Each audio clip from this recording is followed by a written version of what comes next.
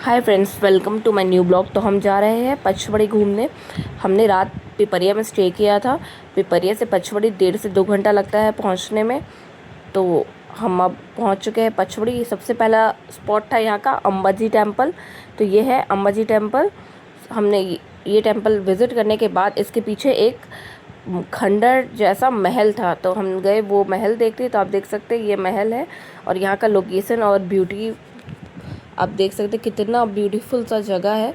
तो ये महल देखने के बाद हम अब अपने नेक्स्ट लोकेशन पे जा रहे हैं। यहाँ मंदिर से यहाँ 1 से 2 मिनट की वॉक पर यहाँ आ सकते हैं। उसके बाद हम चले जाते हैं बाइसन लॉ जिप्सी बुक करने के लिए।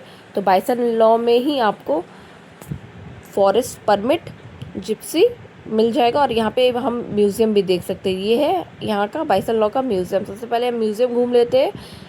म्यूज़ियम बर्ड म्यूज़ियम है, एनिमल म्यूज़ियम है और सतपुरा टाइगर रिजर्व में क्या क्या पाया जाता है इसका म्यूज़ियम है।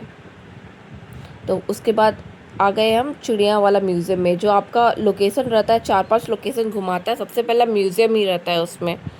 तो ये है यहाँ का बाइसन लॉ का म्यूज़ियम। म्यूज़ियम देखने के बाद हम अपने जिप्सी में बैठ जाते हैं और सबसे दूसरा लोकेशन जाते हैं पांडव केव।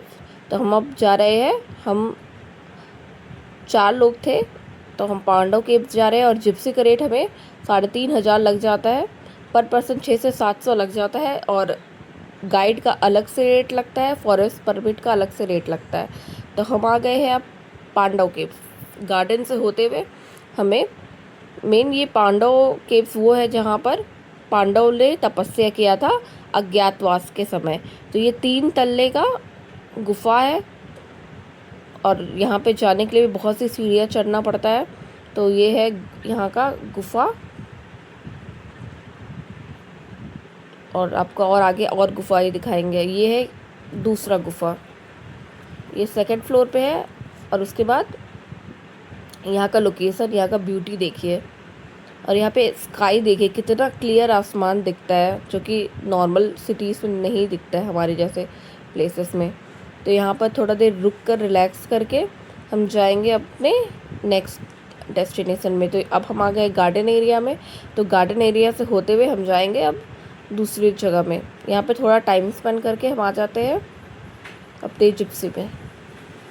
तो यहाँ पर हर प्लेस बहुत दूर दूर है और आप अपना गाड़ी लेके हर जगह नहीं जा सकते, क्योंकि ये सतपुरा टाइगर रिजर्व के अंदर आता है। तो हमें यहाँ पर जिप्सी लेकर और फॉरेस्ट का परमिशन लेकर ही जा सकते। हम जा रहे बी फॉल अब। तो बी फॉल जाने के लिए बहुत देर 1 से 1.5 घंटा का वॉक करना पड़ता है और बहुत कठिन है ये। तो ये देखिए बी फॉल। तो बी फॉल यहाँ पर देखे हम तो थक चुके थे, इतना ऊपर से नीचे आते आते सीढ़ी में, और फिर अब वापस चढ़ना भी था।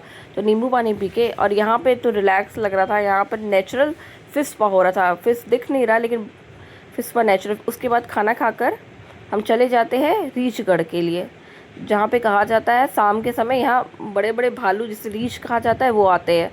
और यहाँ पर गर्मी रहे ठंडी रहे बहुत हवा चलती है, यहाँ बहुत अच्छा लगता है। और लेकिन यहाँ पर आप कहीं भी जाए तो बहुत वॉक करना पड़ता है, 1 से 1.5 घंटा वॉक, कहीं आधा घंटा वॉक। तो एक तरह से ये एक्सरसाइज वाला ट्रिप हो जाता है। तो उसके बाद हम गुफा से बाहर निकलते हुए चल जाते हैं नेक्स्ट डेस्टिनेशन, जो है धूपगढ़।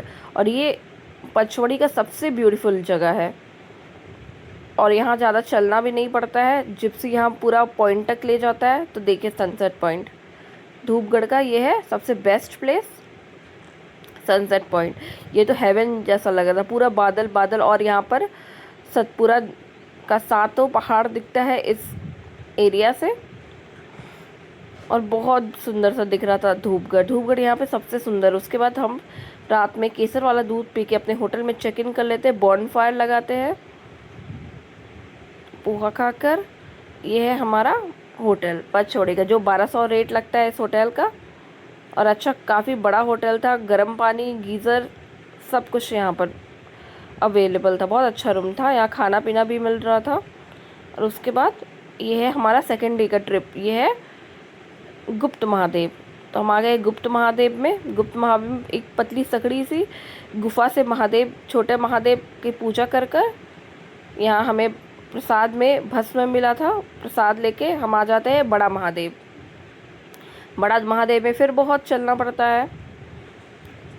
फिर बड़ा महादेव, ये है बड़ा महादेव जो एक बड़े से गुफा के अंदर है, जो जिसमें हमेशा पानी आते रहता है, पानी हमेशा गिरते रहता है, रिसते रहता है इस गुफा के अंदर, जिससे कहा जाता है इसका नेचुरल शिव जी का अभिषेक होते रहता है इस जल से।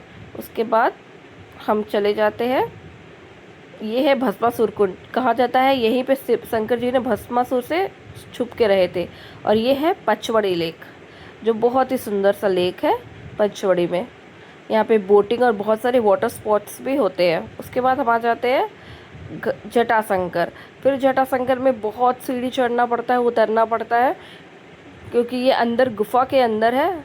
तो अब हम जा रहे हैं जटाशंकर। ये देखिए, ये है, कहा जाता है ये जो पत्थर सब है शिव जी की इस मंदिर में रखा एक पत्थर है जो तो पानी में तैरता है। जब राम भगवान ने लंका पे चढ़ाई की थी, सेतु जो पुल बना था, जहाँ के पुजारी जी रामेश्वरम गए थे, वहाँ से वो पत्थर को लेके आए जो पानी में तैरता है, इस मंदिर में रखा हुआ है। इस मंदिर में सामने में गुफा है जिसको ऋणमुक्तेश्वर महादेव गुफा बोलते हैं।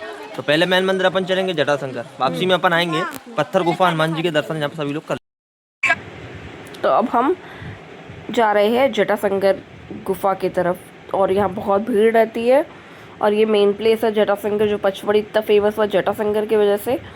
कहा जाता है शंकर जी ने भस्मासुर से छुपकर यहीं पे रहे थे। और फिर अब हम नीचे जा रहे हैं जटाशंकर की तरफ। तो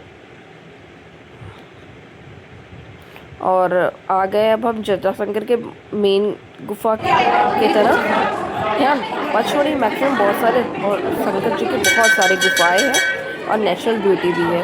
तो अब हम ये सब, आप जो पत्थर जो इसमें फूल चढ़ा हुआ दिख रहा है, वो सब कहा जाता है शंकर जी के जटाएं हैं ये सब। और उसके बाद यहाँ पर भोले बाबा है। और फिर जटाशंकर के बाद अब हमारा आज का पचमढ़ी का 2 दिन का ट्रिप यहाँ कंप्लीट होता है। 2 दिन के ट्रिप में हमें बहुत मज़ा आया। अगर आपको भी अच्छा लगा तो please subscribe friends. Thank you.